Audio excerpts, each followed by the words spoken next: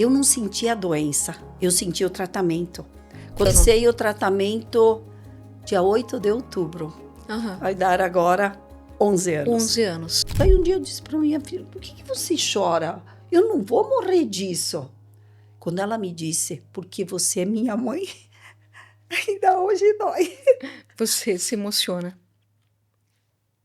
Mas tudo passou.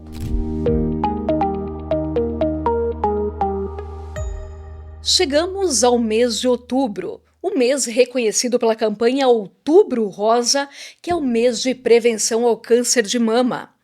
E segundo dados de especialistas aqui no estado de Santa Catarina, neste ano de 2025 serão mais de 3.800 casos de câncer de mama confirmados. Um número que assusta. E para a gente falar um pouquinho sobre o tratamento da doença, a surpresa do diagnóstico, que ela não é nada boa, eu estou recebendo com muito orgulho uma grande empresária que eu admiro muito, minha amiga lá, já de longa data, a empresária Erci Mariane Matiello. Erci, seja bem-vinda, que alegria te receber. Boa tarde aí, meu Deus, para mim também é muito gratificante estar aqui contigo, eu que te acompanho nos teus inúmeros vídeos, então eu sou grata por ter essa oportunidade de estar aqui junto contigo hoje. Erci, antes de mais nada, já que a gente fez toda essa introdução falando do Outubro Rosa, campanha de prevenção do câncer de mama, eu quero pedir para você que enfrentou esse diagnóstico, como que você está hoje? Passados já quantos anos? 10 anos? Agora vai para 11 anos. Como que está? Curada, podemos dizer assim? Curada, graças a Deus, graças à medicina, graças a tratamento, médicos, curada. Que boa notícia. Que boa notícia. Mas há 11 anos atrás, Erci, me conta, como é que foi receber esse diagnóstico? Como é que foi a história de você saber que tinha algo de errado ali? Patrícia, então, sei lá, acho que foi em julho de 2014, aquele ano eu resolvi fazer meu check-up, porque eu era bem regrada de realizar esses exames, essa rotina anual com o meu médico, de buscar para ver se estava tudo ok. No ano de 2013 eu fiz, não me lembro, novembro, começo de dezembro. No ano seguinte, eu acredito que Deus empurrando a gente. O meu esposo resolveu fazer o check-up dele ali por julho. Eu pensei, porque esse tipo de coisa a gente não, parece que não vai fazer antes, mas antes a gente faz depois. Pois em 2014, ali por junho, julho, eu fiz o meu check-up anual com 5, 6 meses antes do meu previsto naturalmente, que estava na minha agenda. Uhum. Ou seja, ainda com os resultados dos últimos exames muito recentes. Recentes e com resultados bons, porque eu me considerava uma pessoa muito saudável, fazia atividade física, acreditava que me alimentava direito, trabalhava bastante, sim, mas quem não, né? Sim, sim. Na rotina atual da sociedade é muito trabalho, muito estresse, correria. Mas você sentiu algo de errado na mama?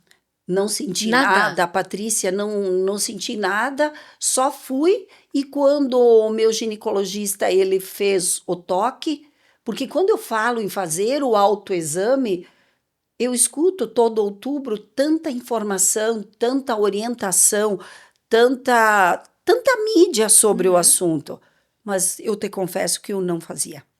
Eu nunca tinha feito o meu autoexame.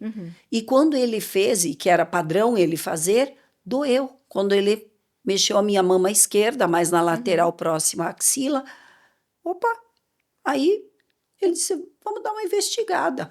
Aí ele fez um exame, uma pequena ultrassom, ele disse, vamos dar uma investigada, porque podia ser alguma coisa, como podia ser nada. Sim. Tá, daí, a partir daí, eu comecei a fazer a investigação. Aí os exames que ele me solicitou, e ele disse, não há de ser nada, porque já era muitos anos que eu tratava com ele. E aí começamos a investigação. Aí é exame de tudo que é tipo, é punção, é ir para um mastologista, oncologista, e aí Quando eu fiz o exame da punção, que aí teríamos a clareza se teria alguma célula maligna, foi aí que eu descobri. Mas te confesso que eu fui buscar esse exame sem nenhuma preocupação. Fui só para lá para ver que não tinha Aham. nada. Na tua cabeça, você tinha certeza que não tinha nada? Não tinha nada. Para mim, não tinha nada, porque eu não sentia nada. Sim. E aí, quando eu fui retirar, a gente é curioso, né? Sim. Aí eu abri. Quando eu abri, pensei, meu Deus, será que é o meu exame? Aí eu olhei, estava no meu nome e tinha que era maligno. E você estava sozinha nesse momento? Sozinha. Fui no intervalo ali de um trabalho, do meu trabalho, fui buscar. Aí eu parei, pensei, olhei de novo, né? Eu disse, cara, será que é verdade? Aham.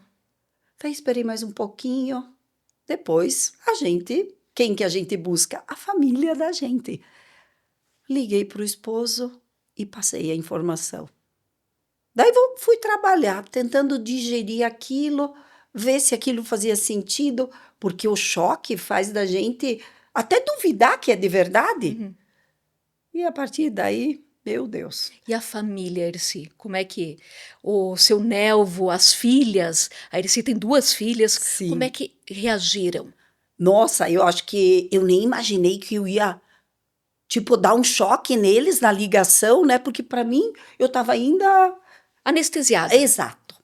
Aham. Só que daí, até que eu cheguei em casa, o marido já estava todo preocupado e tentando falar com um amigo médico e tal, mas era só o diagnóstico da punção. Sim, sim. Tinha muito mais pela frente. E as filhas também estavam juntos, moravam em casa ainda nesse período. Então aquele momento foi bem, até agora falando, meu Deus, me fez voltar no tempo, né? Mas isso é de encarar e procurar um médico que você vai confiar e que você vai seguir o que ele vai te dizer. Se é para fazer, que tipo que é, né? Que tipo de câncer que é. E eu fui muito feliz na escolha do meu médico e eu sou muito grata a ele, porque até hoje, eu acho que na época eu nem imaginava que ele ia ter uma importância tão grande para mim, que é o Dr. Marcelo Moreno. Então, ele fez parte dessa descoberta, de saber que tipo que era, como que ele ia conduzir, e a gente tem que confiar. Quando tu confiou no teu médico, você vai seguir com ele, porque você não sabe nada. E aí era saber que tipo e que tratamento. E a partir daí, como é que foi? Que tratamento que foi feito? Então, quando diagnosticado, o meu era um tipo de câncer que não era hormonal. Então, mais do que nunca, pelo que eu entendi depois, porque eu não sou da área da medicina, tinha que ser assertivo. Se não fosse assertivo, seria fatal. E aí começamos pelas quimioterapias, depois de descoberto, porque eles viram a gente do avesso, está nos ossos, está onde está, Sim. e procurar para ver se ele estava em outra parte também. Graças a Deus não estava. Então comecei com as químios, e ali, já a partir da primeira, na segunda, parecia que tinha sumido tudo. Porque, coitado do carocinho, de tanto mexer nele, doía mais do que nunca. Mas ele sumiu. Até terminar, eu acho que foram 8 químio, né, de tratamento, a cada 21 dias. E aí eu não sentia a doença, eu sentia o tratamento. Quando eu tenho a oportunidade para falar para algumas pessoas, eu digo, eu acredito que quando diagnosticado com antecedência, com cedo, como se costuma dizer, você não sente a doença, tu sente o tratamento. Então, feitas as químios, via-se a redução, e quando eu fui fazer exames de ultrassom para a sequência, não tinha mais nem a cicatriz. O tratamento estava muito certo. Mas daí os protocolos, daí eu fiz a mastectomia, inclusive na axila, retirada. E depois disso, daí os protocolos da época recomendavam as rádio, né? Aí fiz as rádio. Mas foi um processo, é que o corpo é frágil, né? E a gente entra num estado de resiliência e aceita. E tudo isso aconteceu nos 6 meses, no segundo semestre Eu daquele ano. comecei o tratamento dia 8 de outubro. Aham. Vai dar agora 11 anos. 11 anos. E a cada 21 dias eu ia fazendo as químio. Terminando ela, eu fiz a cirurgia. Eu terminei, eu acredito que no ano seguinte, em, sei lá, setembro, mas um Ah, ano, dá um Durou ano, em torno de um ano. deu um ano mais ou menos. Que quando eu terminei, eu disse para o meu esposo, vamos tirar férias, Uhum. porque já tinha Sim. acontecido tanta coisa. E tipo assim, a gente fica muito a entrega do tratamento. Mas quando tu vê que ele está acontecendo, vem a confiança e eu tentei me manter ocupada. O meu trabalho me permitia fazer o controle dos processos em si, da atividade de casa. Eu não me lembro, um outro dia, talvez que eu não tenha tido condições, porque quando eu baqueava mesmo, eu ia para o meu cantinho no sofá e eu ficava lá. Pensei, há de passar. Uhum. Ele sim, mas teve momentos então que esse sentimento, a tristeza Sim, te. eu acho que o choque dá. Hoje em dia os tratamentos nem sempre perdem cabelo e Uhum. tal, mas o meu, Você quando perdeu o deu cabelo, passou por 15 isso. dias depois da primeira, Já perdeu o cabelo. daí já corta tudo. Daí tu te olha, tu diz, meu Deus, o que que você virou? Mas eu vou me curar. E a gente sempre vê isso, que as mulheres relatando que perder o cabelo é uma das partes mais dolorosas de todo o processo. Porque o cabelo faz parte da identidade da mulher, da Sim. apresentação do feminino. Como é que foi para você? Olha, para mim é um choque, porque tu te olha e tu não te reconhece no espelho, né?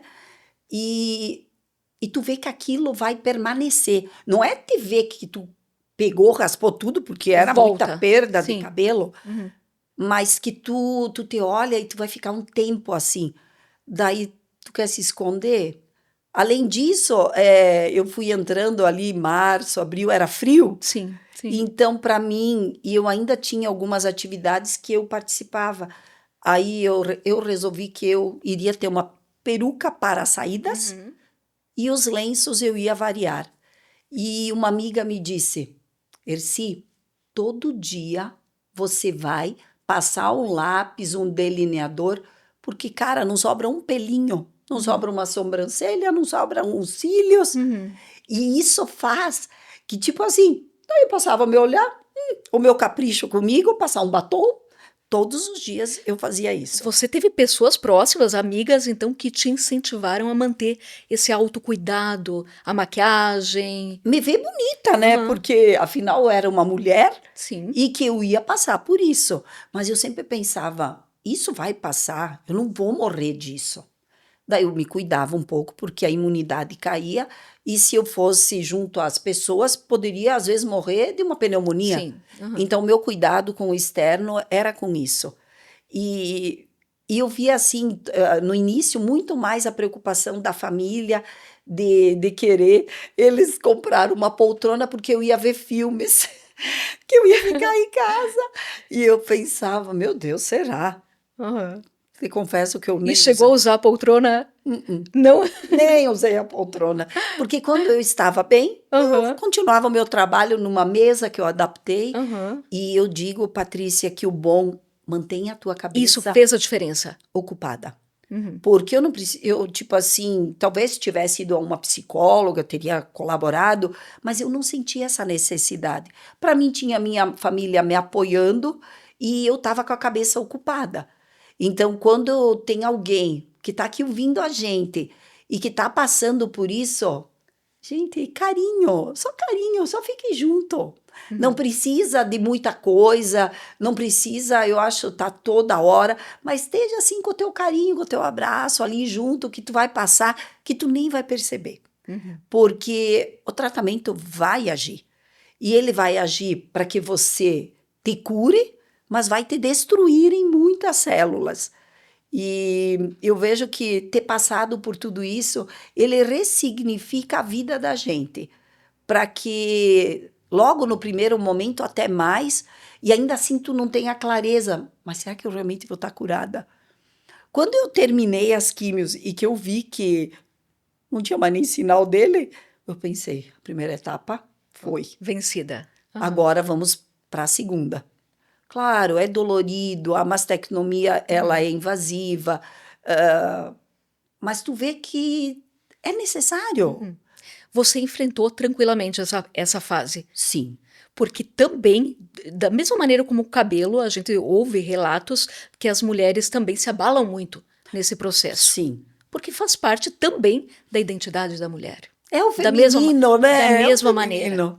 Sim. Eu acredito que eu tive benefícios divinos, né? Porque eu retirei, eu não tive rejeição, porque poderia ter tido, né? Daí tu nem consegue pôr uma prótese, né? Sim. Tu tira Aham. e fica sem nada. Aham. Aí sim, eu acho que eu ia mexer um pouco mais comigo, né? Mas não, deu certo mais essa etapa. Aí depois foi para a rádio. A rádio é uma coisa cansativa, era todo dia, na mesma hora. Fiz um grupo de amigas, porque era todo dia com a Você mesma conheceu, patota. conheceu outros pacientes que Sim. estavam enfrentando a doença naquele período? Sim, agosto de 2015 foi o momento que a gente fazia no Hospital Regional de Chapecó Uhum. as rádios, e a gente era, ou melhor, foi um grupo de mulheres que estavam lá todos os dias. Eu ia no começo da tarde e ela durava nada, porque eram instantes, mas era a Muito rápido. rotina todo dia. Claro, acho que gerava a destruição de algumas células, porque me dava muita dor nas pernas. Uhum. Então era também. Eu vejo assim que o tratamento teve as várias etapas. Como lá na químio, teve uma etapa do tipo de quimioterapia que era, ela me derrubava por alguns dias, eu percebia que depois voltava, eu me reerguia, depois de volta. Uhum. E aí o tratamento, a cada uma que eu fazia, ele me baqueava mais. Porque ele é forte, é um tratamento forte. Eu, na época, pensava, meu Deus, como é que a gente faz quimioterapia? Nunca tinha olhado sobre o assunto. Eu mal sabia que iam injetar na minha E veia. eu acredito que é a realidade da maioria das pessoas que não passou por isso ou não teve algum caso na família. É As pessoas verdade. não sabem, desconhecem como é. Sim. Eu não via a hora de começar. Bom, diagnosticado, quando que vamos começar? Uhum. Então, hoje, às vezes, tu tem um plano de saúde, tu consegue se organizar, às vezes tu tem que ir pelo sistema de saúde, são N formas que você vai encontrar. Mas hoje, eu acho que para nós, Santa Catarina, aqui na nossa região, o atendimento está muito próximo. A gente precisa encarar e fazer com que ele aconteça. Você fez todo o tratamento aqui no Oeste Catarinense. Sim, fiz tudo aqui, na verdade, como eu residia em Xaxim, eu fiquei mais conduzida a Chapecó, mas fiz tudo em Chapecó e foi muito engraçado nesse grupo de amigas que eu fiz de agosto de 2015 no Hospital Regional, porque estávamos vivendo todas o câncer de mama. Uhum. E a amizade foi acontecendo, a gente trocava coisas, porque quando tu tá tratando, tem as pessoas do nosso entorno que não estão vivendo, parece queixoso ouvir. Ah, eu tô sentindo isso, tô sentindo aquilo. Mas para quem está vivendo a mesma coisa, era um livro aberto. Aham. Merecíamos fazer até um pitoco de silêncio de tanto que falávamos. E você chegou a manter amizades, vínculos de amizades daquela época? Algumas sim. E depois também acabei, porque a gente vai procurando. Hoje eu vejo quando alguém tem o diagnóstico, já vai para a internet, já tenta seguir alguém, vai acompanhando. Às vezes, compartilhar, hoje que está tão aflorado, Uhum. né, as mídias sociais, vai ajudar muitas pessoas. Eu estou sentindo isso. Aí tem a outra que está fazendo. Acho que se cria um vínculo também. Eu não falo nada do tratamento em si, porque eu não entendo. Eu sei Sim. o que eu vivi. Uhum. Então, quando alguém me procura, às vezes que tem o diagnóstico, eu digo, primeira coisa, tu não vai, não é uma sentença de morte. Você vai ter que fazer a tua parte. Uhum. Acontece isso, Erci, de pessoas que recebem o diagnóstico te procurarem para pedir como você passou? Olha, eu tenho recebido durante esses 11 anos muitas pessoas. E, gente, eu na época eu tinha a Tela, que era minha vizinha, eu troquei com ela, que ela também tinha passado, e para mim me fez bem. Então, quando alguém vem e me procura, eu tento passar aquilo da real, e quando me pedem, eu compartilho aquilo que eu vivi, porque Uhum. eu sempre digo, cada caso é um caso. O médico, confia no teu médico. Se tu confia, é porque ele está entregando aquilo que tu precisa. Então, eu me sinto grata de poder ter passado por tudo e sobrevivido, graças a Deus Uhum. também, muito a Deus, e pelo todo o tratamento. Mas eu digo que para a pessoa que recebe o diagnóstico, se ela me procura, eu digo, ó, eu estou aqui há 11 anos, o meu tipo tinha que curar quando terminasse a rádio, porque eu não teria outra Uhum. oportunidade, eu tinha que. Se era o meu destino seguir viva, eu teria que estar curada. E só muito tempo depois, a médica que tratou mais da parte da químio me abriu também muito, que poderia ter voltado, era de percentual alto de ser reincitivo. Mas eu, graças a Deus, estou aqui hoje, estou viva, estou curada, e se eu puder inspirar alguém, eu estou sempre à disposição para que contar um pouquinho daquilo que eu vivi. Não foi tudo fácil? Não, não foi nada fácil. Então, e a família, volto a dizer, a família é tudo. Eu, para mim, eu pensava, meu Deus, por que que eles choram tanto em casa? Daí um dia eu disse para minha filha, por que que você chora? Eu não vou morrer disso. Quando ela me disse, porque você é minha mãe, ainda hoje dói. Você se emociona. Mas tudo passou. Porque eu tenho certeza que para qualquer família, Erci, não é fácil receber o diagnóstico de um familiar. Saber que um familiar Sim, vai precisar enfrentar. Que, como você disse, muitas vezes não é a dor da doença. E na sim, grande maioria dos casos, creio que não é realmente a dor da doença só, mas é todo o tratamento que ele debilita a pessoa. sim. É E bem, ninguém quer ver sua mãe sofrendo, sua irmã sofrendo, a sim. esposa. É, e depois disso, pensei, cara, vamos encarar, né? Daí eu comecei a ter o olhar também para a família, porque eles também estavam precisando. E, cara, juntos fomos e quando eu vi, terminou tudo e a vida voltou a fluir. Às vezes eu até esqueço, tô ali no, como é que é, no No galope do automático. dia, né? Aham. Mas a vida também, a gente tem que fazer as coisas que fazem parte, mas tirar o seu tempo. E durante todo o tratamento também, Patrícia, eu confiei muito também na alimentação. Para mim, uma amiga me indicou uma pessoa em Chapecó para uma alimentação mais revitalizante, à base de arroz, legumes. Eu, a partir quando eu comecei o meu tratamento, eu comecei com essa alimentação.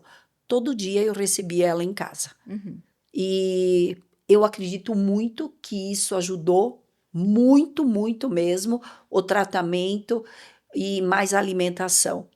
E eu tentei manter as minhas atividades, porque eu faço academia, eu acho que há uns 25 anos. Uhum. Então, para mim era importante, com menos esforço, mas mantive as minhas atividades físicas e ocupando a cabeça, como já falei antes. Uhum.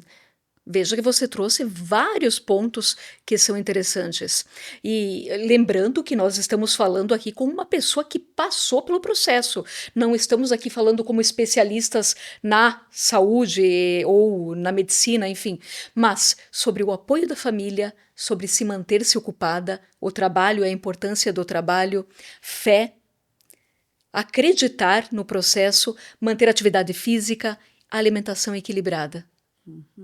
6 pontos que eu analisei que você destacou como que foram fundamentais para Para enfrentar esse processo. Para mim, eu acho que foi o conjunto de tudo isso que me fez superar.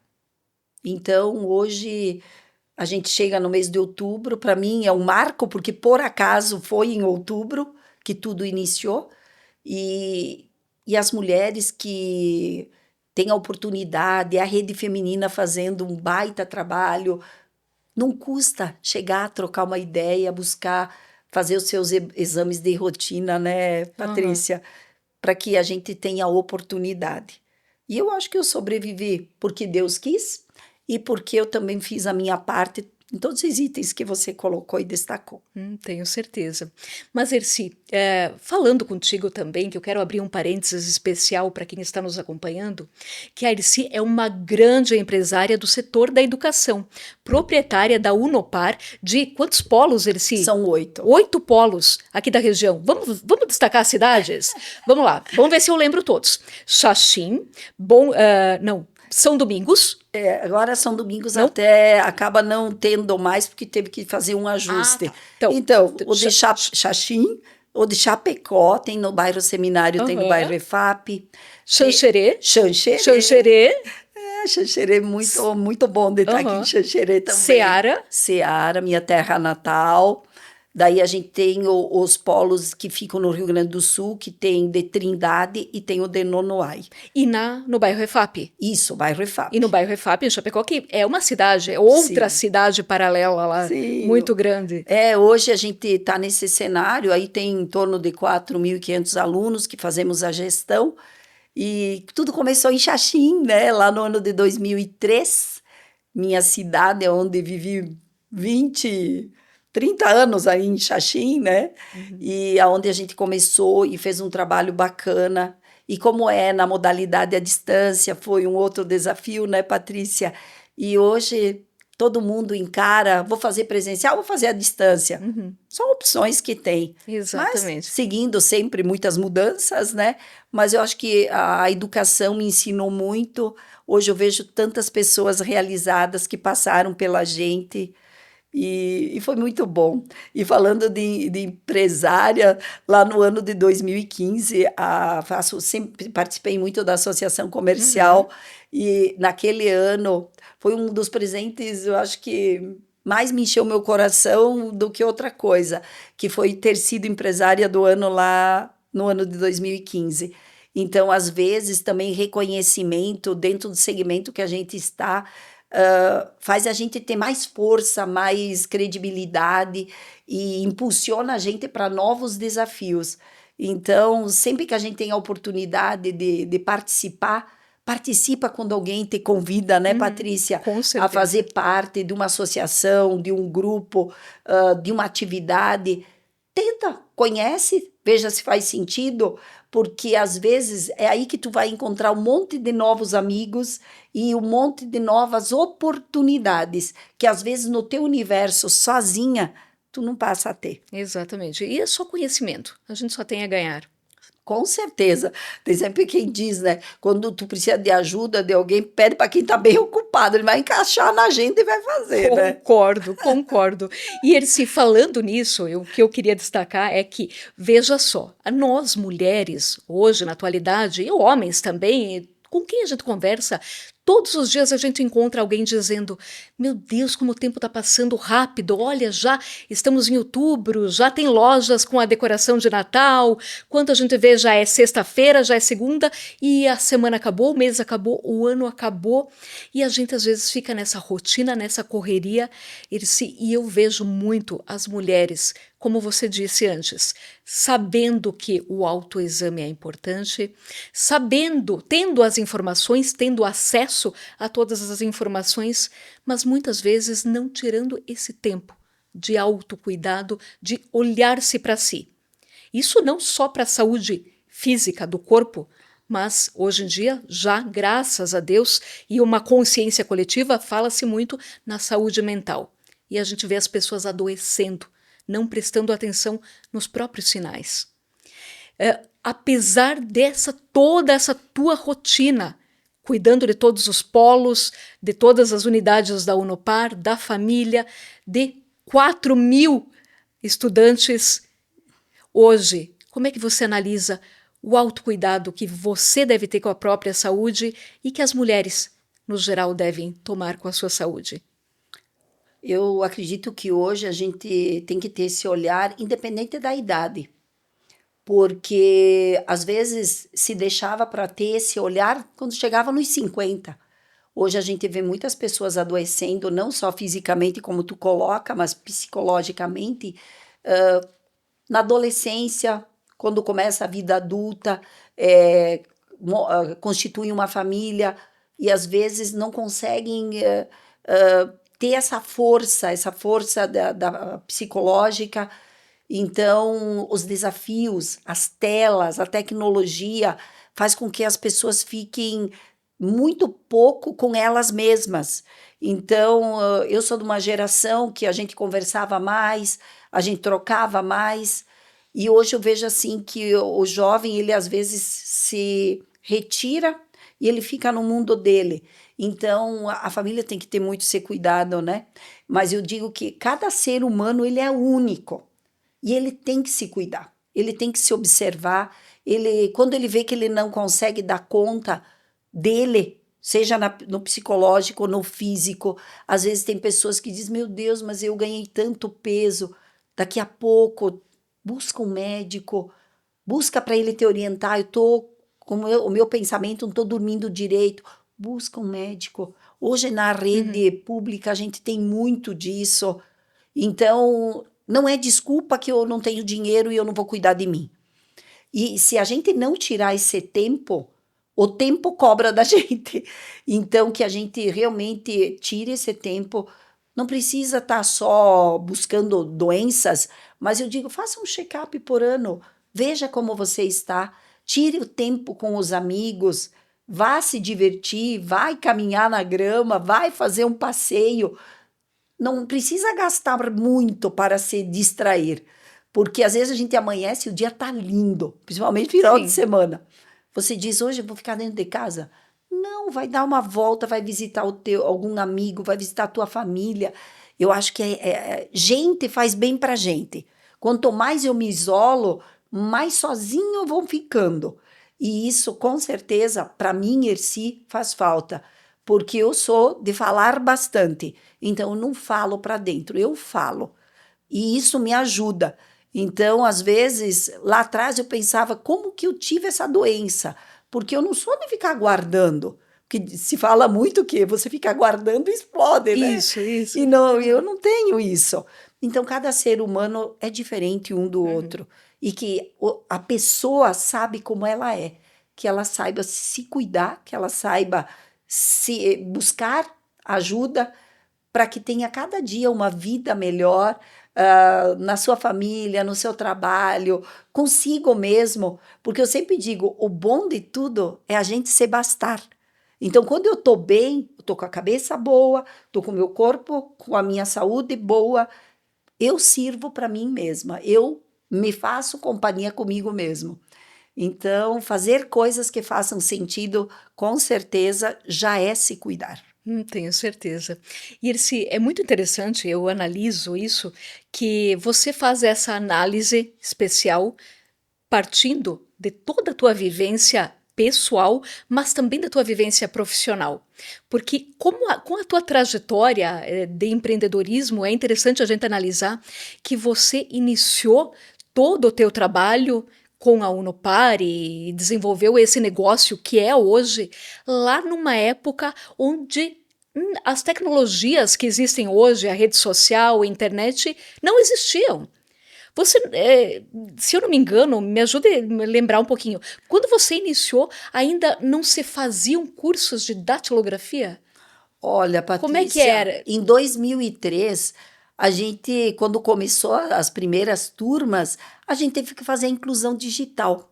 Na época, a internet ela estava começando, eu acho que em 2003, porque já fazia alguns anos que ela estava chegando cada vez mais próxima, de escada, Mas né? na sociedade ainda Não, era não é. datilografia. É, Muita coisa ainda era na base da tinha, máquina de escrever ainda. tinha quem ainda fazia Estava uso. acontecendo essa migração. Exato.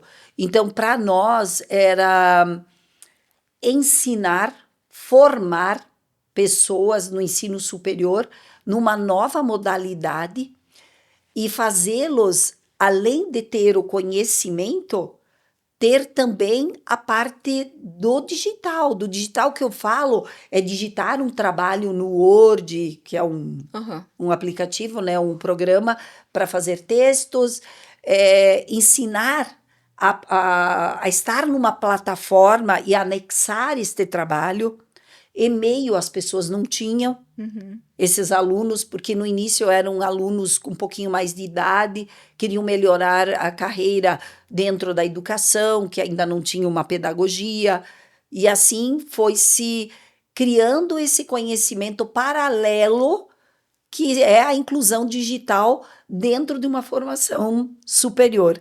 Foi bem desafiador. Olha, o início, para nós já tínhamos escola de informática, então já vínhamos numa pegada de formação. Mas a chegada da Unopar em Xaxim para as primeiras turmas foi desafiador. E foi uma transformação. É possível falar que desde o início até hoje tudo mudou. Uma transformação total. É muita mudança, mas eu ainda te digo que hoje eu estava ouvindo que a gente tinha uma convenção nacional online de que a Unopar foi pioneira de trazer o ensino na maior presencialidade que o EAD podia oferecer na época, e depois foi que ele foi praticamente só para o digital, fazer online, fazer de casa. O Ministério da Educação também acompanha e regulamenta esse segmento e hoje entende que tem que voltar àquele modelo. Então, aos poucos, principalmente na área das licenciaturas, está voltando muito do jeito que a gente iniciou, por ser regulatório. Então, eu vejo que a gente já fazia certo e a gente vai continuar fazendo muito certo a formação no ensino superior, dentro daquilo que o Ministério da Educação espera das universidades. Mas a mudança, hoje o aluno, eu acredito que muitos fazem tudo no celular, nem tem computador. Na época, eles buscavam digitar numa... tinha, como é que se chama? As lan houses. Exato, me esqueci. Lan house, Iam nas lan, fazer o trabalho, digitar para depois enviar. Daí começaram a comprar o notebook, o computador. E hoje eu acredito que tem aluno que nem tem. Faz tudo no celular. Então, hoje a gente tem um aparelho que a gente faz tudo. E nos polos? Os polos têm estrutura, sim. toda estrutura para receber os alunos. Para isso, sim, né? Quem quiser se dedicar, tira um tempinho, vai lá, tá aberto, né? Tarde e noite, todos os dias. Mas eu digo que hoje a tecnologia, ela tá muito além do que eu imaginava lá em 2003. Jamais imaginei que um celular ia fazer tudo. A plataforma estaria aí.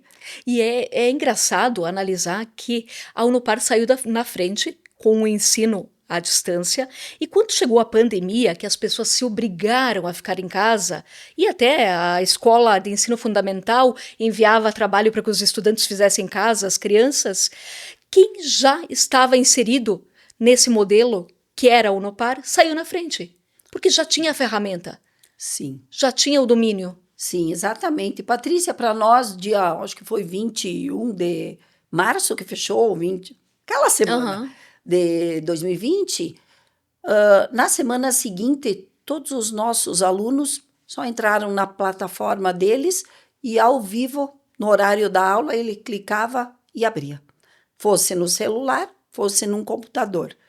O que cada um teve que fazer é organizar a sua casa, né? Sim. Porque aí tinham os acadêmicos da graduação, que poderiam ser os pais, os filhos que precisavam de aulas interativas, mas para a Unopar foi, 2, 3 dias, os alunos já estavam todos conectados e seguindo a sua vida acadêmica. Que fantástico. Não tiveram nenhum problema, porque seguiu em segurança e seguiu fazendo a formação sem interrupção.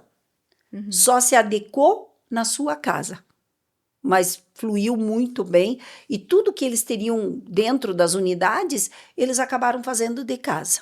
Mas volto a dizer que teve um período de ajuste da família. Sim, com certeza. Quem tem filhos e quem estudava na época, com certeza lembra, foi desafiador. E Elci, hoje, em função da universidade, você reside em Chapecó. Sim, acabei mudando para lá porque Chapecó acaba sendo as nossas duas unidades maiores, mas hoje já faz. Logo, eu até não comentei, logo que eu comecei o tratamento, daí o meu esposo era bancário, daí ele veio junto para apoiar. A filha Vanessa passou a fazer parte também ali já vinha, né, acompanhando, e o meu genro também, Pedro, estamos os quatro fazendo a gestão de toda esse alunado. E a filha Valéria estuda física, está no doutorado de física em Campinas, então não está na operação. E Uhum. aí, porque é uma atividade que demanda muito controle, muita gestão, por mais que a universidade defina os caminhos, os propósitos, as ações, mas a Uhum. gente tem muita atividade de gestão desse alunado nas unidades. Uhum, tenho certeza. E a rotina, agora nos últimos meses, eu quero te pedir, como é que tá a tua rotina agora com a netinha? Mudou muito? Meu Como que é Deus! ser vovó? Gente, todo mundo devia ter essa experiência. É muito legal. Eu falava até antes, né, que parece que a gente vira mãe de novo. Então, quando eu consigo, eu tento não ser muito invasiva, né, porque às vezes eu tenho vontade de ir lá todo dia na casa Aham. deles. Mas é um amor diferente e eu acredito que quem é vó só pode sentir e gerar essa empatia do que eu estou falando. Mas como é bom a gente ter a família, ter os filhos, ver os filhos seguindo. Quando a Vanessa ia ter a Clara, que é o nome da neta, Uhum. ah, eu disse: Meu Deus, é a vida se refazendo. Né? Um dia ela vai ter a Clara grande, que vai virar mãe e que vai ter filhos. Né? Falando de forma assim geral e natural. Claro que hoje em dia também tem muitas pessoas que optam em não Sim, sim, tê-los, sim. mas eu digo que esse caminho natural que é a gente veio da mãe, gerou os filhos vão ter filhos. É uma bênção divina, né? Mas sempre tem um espacinho na agenda, então, para o cuidado e um abraço na netinha. Meu Deus, mas dá vontade de esmagar, né, Patrícia? Ela Que tem 2 meses bom! e meio, então vem vindo aí com muita saúde e todo o cuidado da Vanessa e do Pedro com ela. É muito encantador ver o cuidado também deles, mas a minha agenda sempre existe para ela. Então, a gente vai se dividindo, repartindo, mas a gente também tem que priorizar esses momentos quando possível, para que a gente também veja a evolução, né? Que a Com pouco tá certeza. grande, Sim. ir lá e segurar no colo, deixa ficar no colo. Que gostoso! Irci, falando mais uma vez, voltando a falar de saúde. E agora, como é que estão os seus cuidados agora? Exames de rotina e tal. A partir de agora, como é que você concilia isso com a rotina de trabalho, com a família, com a netinha? Como é que estão os cuidados com a Irci? Então, eu, mais do que nunca, né, mantive todo o check-up. Teve um período aí até ter alta, Aham. a área médica fala, né, do câncer de mama. Quando dito curada, eu fazia a cada 6 meses todo um check-up. E aí passou a ser anual depois de um período. E isso, Patrícia, eu mantenho tudo, cuido todos os exames, busco tudo que tem de coisa alternativa e natural, mantenho aquela alimentação o mais próximo possível do que eu usei durante o tratamento, que poderia ter abandonado, né? Mas eu acostumei e quando eu não como daquele jeito, Uhum. o meu organismo parece que reclama. E a atividade física eu faço. Tinha iniciado até a correr, depois dei um tempo, vira e mexe, ai, ai, ai, um pé vira, Aham. ai, daí recupera para depois voltar. Mas é o meu desafio agora de tentar retornar até essas corridas não muito longas e a atividade física e os exames sempre de olho, Uhum. porque isso que me norteia é tentar estar o mais saudável possível. Hoje eu tenho 57 anos E eu, logo que superei o câncer, eu dizia, eu vou aos 100, então eu quero estar bem saudável. E Ai, que com Deus me certeza. permita que eu realmente chegue aos 100 com saúde. Porque eu tenho a minha mãe que tem 80 anos e ela é uma pessoa super ativa, super, eu diria, saudável, mantém Aham. a cabeça, o corpo. Então, vou me espelhar na minha mãe romana para que eu também chegue aos 80, pelo menos que nem ela. Ai, assim seja, que assim seja. Amém. Erci, muito obrigada por você ter aceito meu convite e ter vindo até aqui. Obrigada. Eu que agradeço esse espaço e essa conversa foi muito gostosa e voltar e rever o que se viveu é o que nos impulsiona para frente. Então, gratidão, Patrícia, por esse espaço e por essa nossa conversa. Muito obrigada, Erci. E eu agradeço imensamente a você que nos acompanhou até agora. A você, mulher, fica a dica. Olhe para você, para os cuidados com você mesma, faça o autoexame, os exames de rotina. Cuide-se. Cuidado com você mesma. Agradeço imensamente aos apoiadores. Te convido para curtir esse vídeo, compartilhar, ativa o sininho, envia para um amigo, que isso é muito importante para nós. Até a próxima semana. Até mais!